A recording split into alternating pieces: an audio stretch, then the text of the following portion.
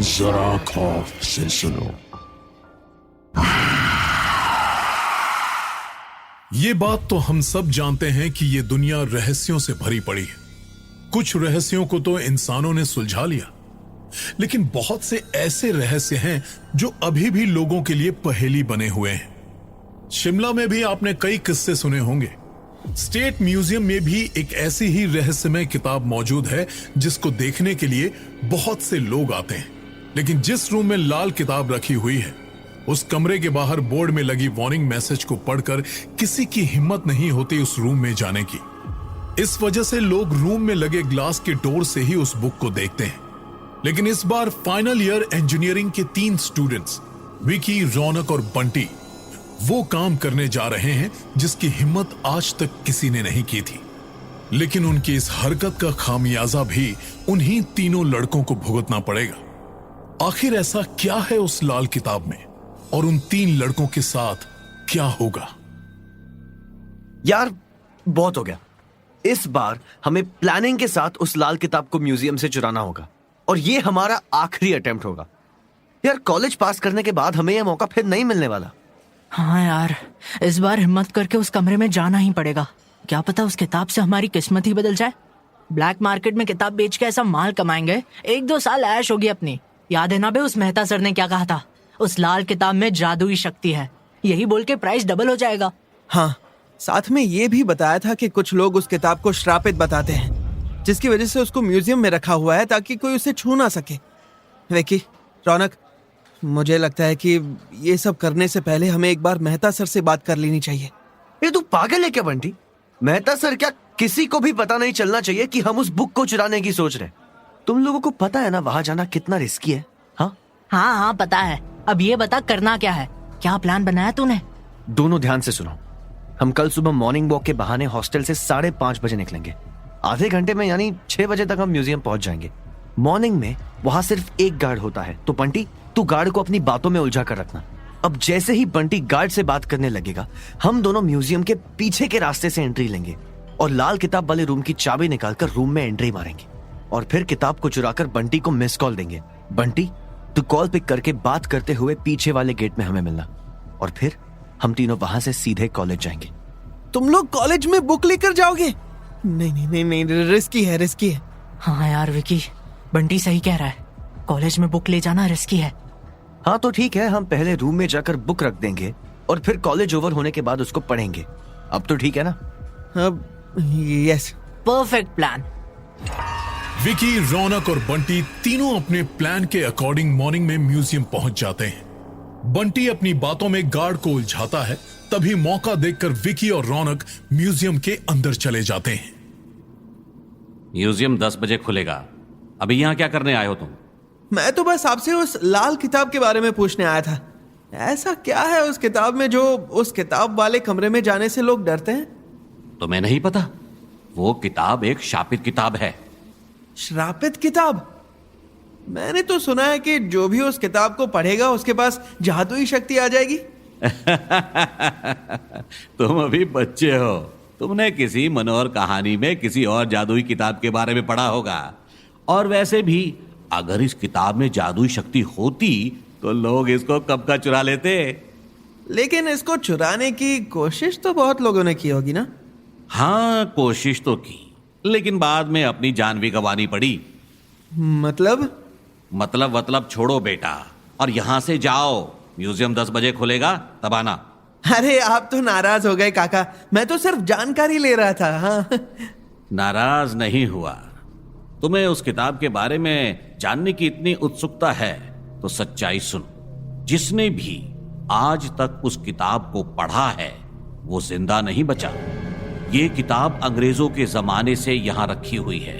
कहा जाता है कि उस वक्त एक काले जादूगर ने एक बुरी आत्मा को इस किताब में कैद कर लिया था। जादूगर ने मरने से पहले अपने बेटे को ये किताब दी और उसको किताब की सारी बातें बताई। लेकिन कुछ 10-1 दिन के अंदर उसका लड़का भी मर गया। अब जिसके पास भी ये किताब जाती है वो किसी ना किसी तरह मर जाता है। उस समय इसको मौत की किताब के नाम से भी पुकारा जाता था। उसके बाद ये किताब अंग्रेजों के हाथ लगी। लोगों में इस किताब की उत्सुकता को देखते हुए अंग्रेजी हुकूमत ने इसे अपने कब्जे में कर लिया और इस किताब को म्यूजियम में रखवा दिया और तब से लेकर आज तक ये वही है। लेकिन आज तक कोई नहीं जान पाया कि इस किताब के अंदर क्या है और ना ही किसी ने कोशिश की इसको पढ़ने की। इसीलिए तुम भी इस किताब का मोह त्याग दो। लेकिन काका, मैंने तो इस किताब की कुछ और ही कहानी सुनी है। ये किताब जिसके भी हाथ लग गई उसे जादुई शक्तियां प्राप्त होती है। मेरी उम्र 55 साल हो गई, मैंने तो आज तक इस किताब के बारे में कुछ अच्छा नहीं सुना। तुम पहले व्यक्ति हो जो इसकी खूबियां गिनवा रहे हो। वैसे जो कुछ तुमने कहा सही कहा। अब तुम यहां से जाओ और 10 बजे आना, ठीक है? बंटी गार्ड की बातें सुनकर थोड़ा डर गया था। वो ये समझ नहीं पा रहा था कि गार्ड की बातें सच हैं या फिर लाल किताब का सच जो उसने मेहता सर से सुना था। फिलहाल वो गार्ड से और जानकारी निकालने की कोशिश करता है। उधर जब विकी और रौनक म्यूजियम में पहुंचते हैं तो अचानक लाइट चली जाती है और फिर विकी, मोबाइल की लाइट ऑन कर, मुझे कुछ दिख नहीं रहा। यार मोबाइल की लाइट ऑन नहीं हो रही, पता नहीं क्या हो गया। तो अब क्या करें? अगर कोई आ गया तो? अरे यार, यहाँ 10 बजे से पहले कोई नहीं आता। विकी, वो देख, उस बॉक्स से लाल रंग की रोशनी निकल रही है। मुझे लगता है उसी बॉक्स में लाल किताब होगी। मैं अभी निकालता हूँ। यार, इसको छूने से तो करंट लग रहा है। रुक, मैं देखता हूँ। विकी जैसे ही उस पर हाथ लगाता है, उसका हाथ झटके से पीछे जाता है। ये क्या हो रहा है? ये सब सामान जोर जोर से हिल क्यों रहा है? विकी यार, मुझे तो डर लग रहा है। इसके अंदर कोई भूत प्रेत तो नहीं है? यार मुझे क्या पता, जो भी है आज इस लाल किताब को मैं यहाँ से लेकर ही जाऊंगा। एक बार फिर सोच ले, कहीं हम इसको लेकर जाकर कुछ गलत तो नहीं कर रहे ना? यार तेरी और बंटी की ना यही प्रॉब्लम है, हर बार नेगेटिव सोचते हो। जो काम करने आए हैं उसको आज पूरा करके ही जाएंगे। रुक, मैं उठाता हूँ इसको। ये देख, कुछ हुआ क्या? कुछ हुआ क्या मेरे को? नहीं ना? चल अब बंटी को कॉल कर। जैसे ही विकी लाल किताब को उठाता है, सारी चीजें हिलना बंद कर देती हैं।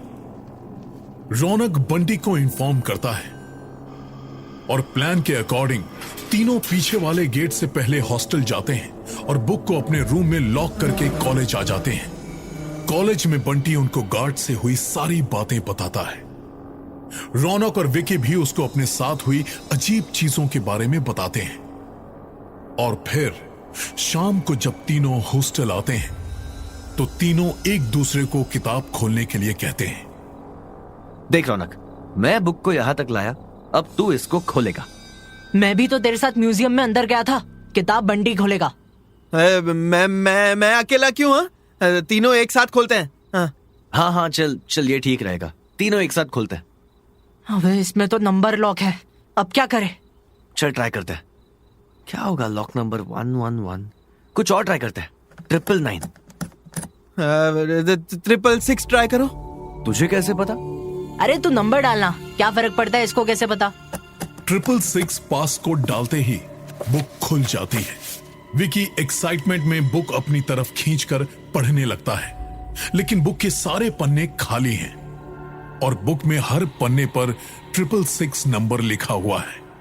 अरे यार, ये क्या मजाक है यार, ये बुक तो खाली है, सिर्फ 666 लिखा है। विकी, ध्यान से देख, हो सकता है ये नंबर हमारे लिए कोई साइन हो।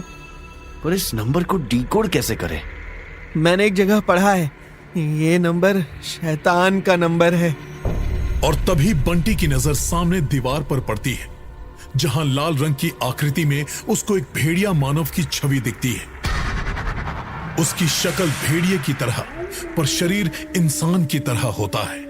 उसका भयानक चेहरा देखकर बंटी बहुत डर जाता है। वो कपकपाती आवाज में विकी और रौनक को बुलाता है।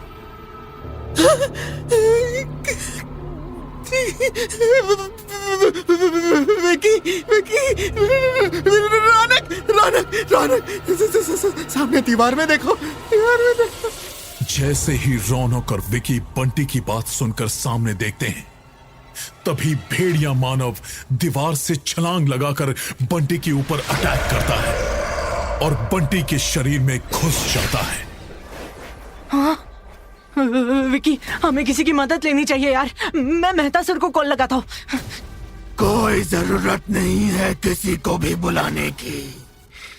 अब जब तक तुम दोनों मेरा काम नहीं करते, मैं तुम्हारे दोस्त के शरीर में ही रहूंगा। कैसा काम? और तुम कौन हो? क्या चाहते हो तुम? सब जान जाओगे। अब जैसा मैं कहूं पहले वैसा ही करो। आज रात को 12 बजे कॉलेज के सामने वाले जंगल में आ जाना। वहां तुम्हारे सारे जवाब मिल जाएंगे। और हाँ, किसी और को अपने साथ लाने की गलती मत करना, वरना तुम्हारा प्यारा दोस्त मेरे हाथों मारा जाएगा, समझे? और देखते ही देखते बंटी हॉस्टल के रूम की खिड़की से छलांग लगाकर जंगल में भाग जाता है। इधर रौनक और विकी परेशान हो जाते हैं कि ये सब उनके साथ हो क्या रहा है। वो दोनों इतना डर जाते हैं कि उनको कुछ समझ में नहीं आता और वो 11 बजे ही जंगल पहुंच जाते हैं। विकी, वो देख, इस पेड़ में 666 लिखा हुआ है। यार तो हर पेड़ पे 666 लिखा है। इसका क्या मतलब है? रौनक यार, अब तो मुझे भी बहुत डर लग रहा है। हम यहाँ आ तो गए, लेकिन ये भी नहीं पता कि हम यहाँ से जिंदा वापस जाएंगे या नहीं। तू सही बोल रहा है यार, मुझे भी बहुत डर लग रहा है। ये सब सच है या सपना? सारी गलती हमारी है।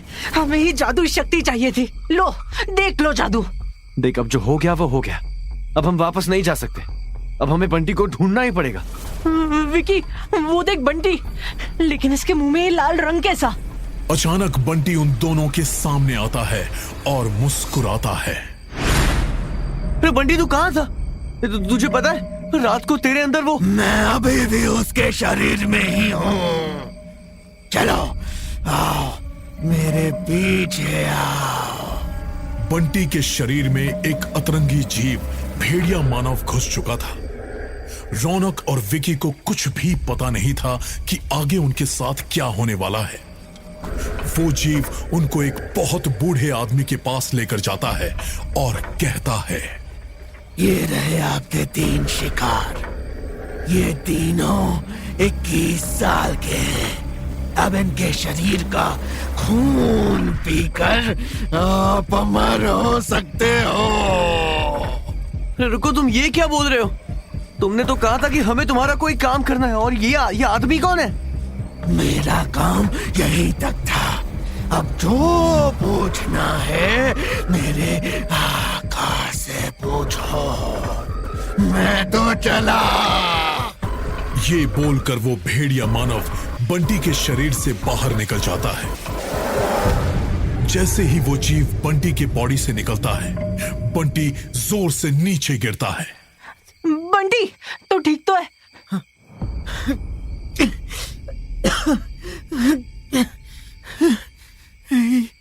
ये हम कहाँ हैं?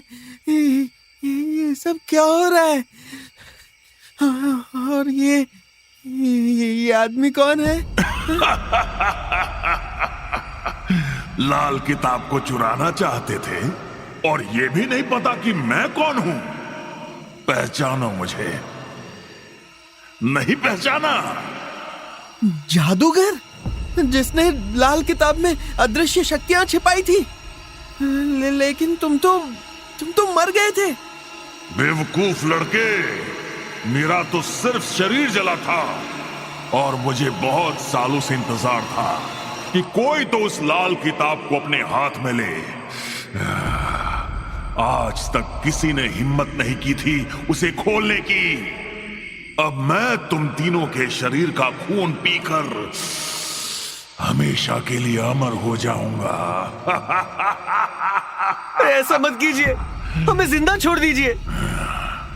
ठीक है, 1 घंटे में बिना डरे अगर तुम तीनों जंगल पार कर लोगे तो मैं तुम्हें छोड़ दूंगा, लेकिन अगर तुम डर गए तो तुम अपने आप मर जाओगे।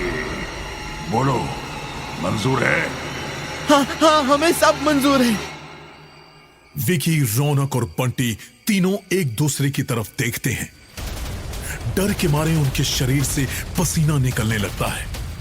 विकी दोनों को भागने का इशारा करता है। रौनक, बंटी, भागो यहां से।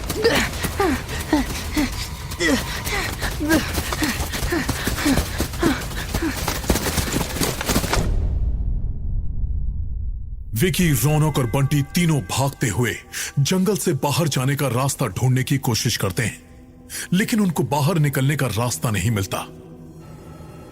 अपनी शर्त के मुताबिक जादूगर उन तीनों लड़कों को 1 घंटे तक का समय तो देता है, लेकिन वो अपनी चालाकियों से उनके रास्ते में कई सारी बाधाएं भी डालता है ताकि उनको जंगल से बाहर जाने का रास्ता कभी ना मिल पाए।